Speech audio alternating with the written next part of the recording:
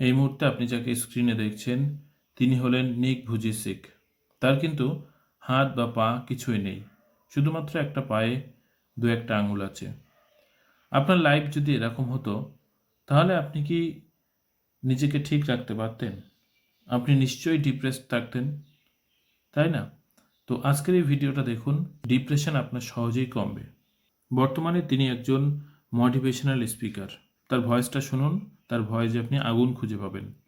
Didn't pick up that he had no arms and no legs. He's not going to have any quality of life. We're sorry we were not able to give you a choice to abort him. তিনি যখন জন্মগ্রহণ করেছিলেন সেই মুহূর্তেই কিন্তু তার এরকম অবস্থা ছিল, তার হাত বা পা ছিল না। এই যে তিনি বিরল রোগে আক্রান্ত, তাকে বলা হয় টেট্রা অ্যামিলিয়া ডিসঅর্ডার। এই ক্ষেত্রে শিশুরা সারভাইভ করতে পারে না বেশি দিন। পৃথিবীতে ৬-৭ জন আছে, তার মধ্যে তিনি কিন্তু একজন।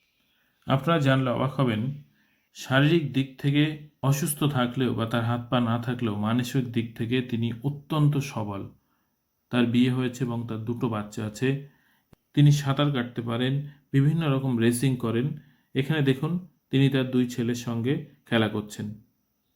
সত্যি মানসিক দিক থেকে অত্যন্ত পরিমাণে সবল না হলে এরকম অ্যাক্টিভিটি করা সম্ভব হয় না। সত্যি এরকম মানুষদের দেখে আমরা অবাক হয়ে যাই এবং আমরা মোটিভেশন খুঁজে পাই।